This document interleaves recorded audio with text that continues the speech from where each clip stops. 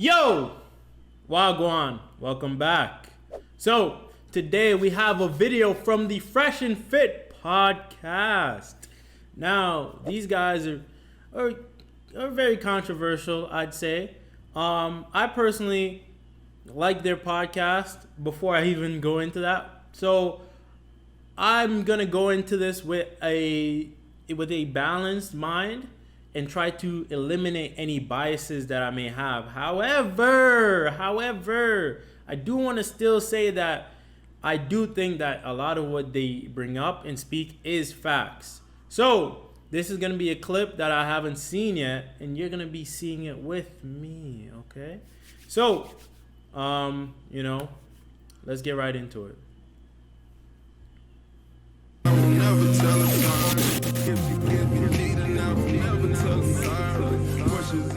Men tend to be interested in things. Yes. Women tend to be interested in people. That's a biological fact. And they choose. And why? Because we go all the way back to the savannah once again, and we go back to our hunter-gatherer tribes, and women had to develop a way of communication, be more sensitive to communication amongst their peers, amongst the sort of the clutch of women that were the gatherers, the berry pickers, and the nurturers, and the women who are. It takes a village to raise a child, right? Yep. Well, that. At least implies a predictive framework that says that women are going to be better at communication. And guess what? Studies prove that they are better at communication. Yeah. And they're better at nuances. They're better at reading sub-communications. They're better at reading vocal intonations. They're better at reading your personal expressions, right? Yep. I use this all the time. It's like, have you ever been like at the clubs, or you've been with your girlfriends, or you're in a mixed group, and another girl walks in, and maybe she's the girl in the red dress, right? She walks in, she walks through nobody knows who she is, and she walks out, and then the girls look at each other and they go, "Did you see the dirty look that bitch just gave me?" And you're like, and you were right there, and that just happened, and she's just like, "Did you see that? Look, she just," and they're like shooting daggers with her, and it's like you were right there and you didn't see it happen, but they did. Yep. And that's the degree of sensitivity that they have to communication, and it's been shown in infants too. Yes. The face studies, the facial studies, face studies, and yes. Baby females versus baby males, they have more white matter in their brains. They're able to detect. Mm-hmm. Social cues. Well, and facial symmetry as well. And so women, vocal intonations, sub-communications, the way you talk about something, the way you telegraph things. When we talk about like pickup artists and game and all that kind of stuff, a lot of times guys telegraph their insecurities to women. Yes. And that's because women are more sensitive and understand like communication cues that men, because men, we say what we mean and we mean what we say, right? We're just like, we're blunt about stuff. We're information driven, whereas women are feelings driven when it comes to a conversation. So for men, it's about the content. It's about the information in that conversation. For women, it's the context. Yeah. How did that conversation make them feel? Yeah.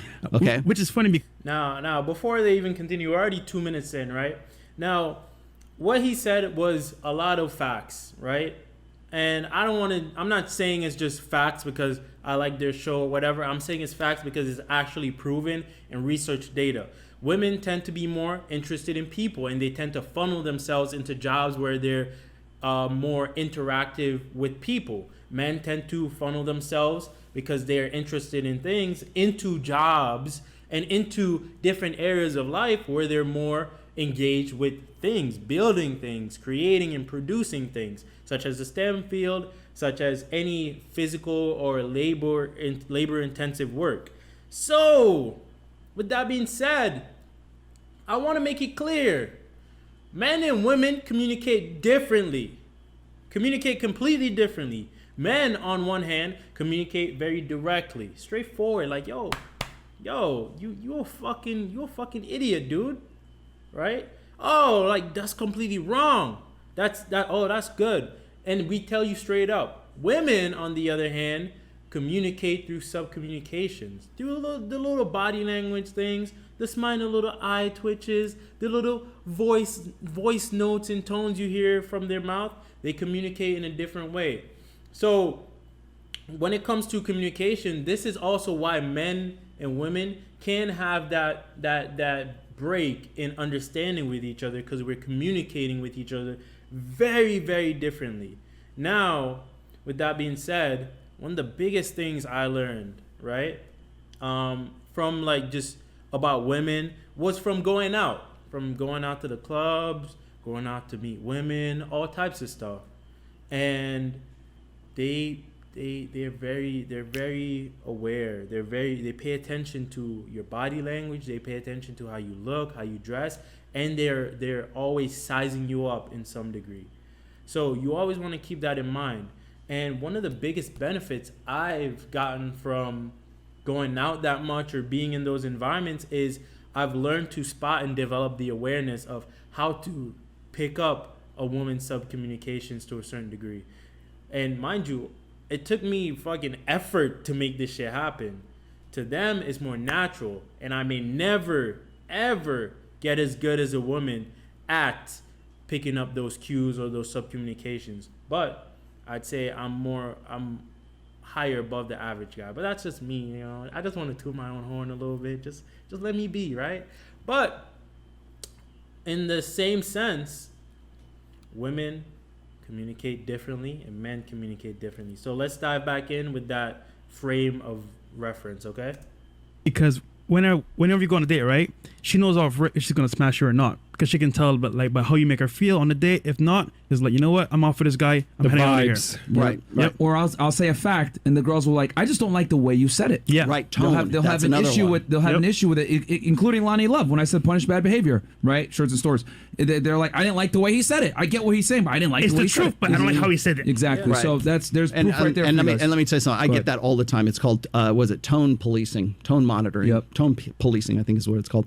And so I do that all the time. Like people say, well, whenever I have women who are critics of what it is that I'm saying, they'll say, well, you know, that's true, but you sound so angry when you're telling me about it, right? Or if you just changed your tone, then people would accept. It's like, no, they wouldn't, because we live in a gynocentric social order. I am presenting facts that are unflattering to female nature, and it doesn't matter if I say them like this and just, you know, it's okay, it's going to be all right. I can say them like that, or I can say, hey, here's the damn data right here, you know, just. And then they're gonna just be like, Yeah, and it doesn't matter, because it's not the way you say it. It's the actual information you're conveying, and they have no counter argument to it. They have nothing else, because they're not interested in finding anything else that's against that self-interest, right? I get.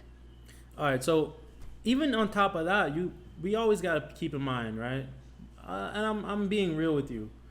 Women communicate primarily through social groups, right? Through interacting and connections with other people. Men tend to try to go things alone, and we communicate like straightforward, like I said, right? So women have to learn how to say things a certain way and be a certain way and put on a certain image to stay and maintain their status in a certain group to ensure survival, right? Because they are at risk in some cases. So they have to finesse their words and change things around and make it seem pretty. I understand, but it's like the feelings make them that emotion, like prioritizing emotion before reason. And that's a point that I wanted to get. I got another graph for that today too, but when we get to that point, but instinct, emotion, and reason. And so when women choose careers that are more like face-to-face or more person-oriented, those are the ones that they find most rewarding. Yes. You don't see women working in construction. You don't see them primarily working in STEM fields unless they're forced into STEM fields. Yep. The careers that women choose tend to be like ones that it's like one-on-one, it's you're facing that person, and men tend to be more interested in things. We tend to be the engineers, the architects, though. Let's make a bridge across that river over there. Programming. Yeah, programming. And things that are more like concrete, right? And for those that are wondering, STEM is science, technology, engineering, and math. That's Right. what STEM means. So guys. those are the things. And so what happens is when we cater our college education. our educational like programs and Yes. everything else, we're Test taking.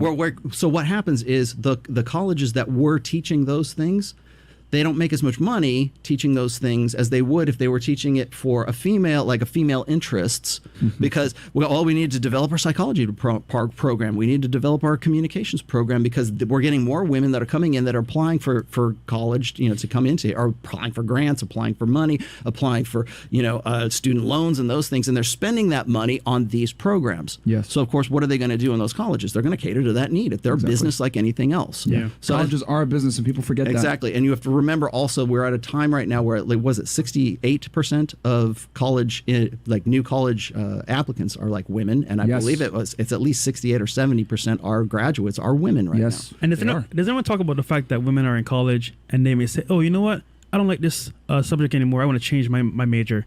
They do that tens of thousands of times, and it's like, you know what? That's more money for the I'm gonna the find school. what I really like. Yeah, yeah, exactly. It is. The more indecisive you are in college, the more money that. So now we know that the education system, I hate to say it, guys, it is a business. And Yeah. if women are the predominant consumers of college education, the colleges would be stupid from a business standpoint to not cater to those their things. target audience. You know what I'm saying? It's sales, whether you guys want to accept it or not. In reality, college is a business, and this is where like a lot of the feminism is originating from.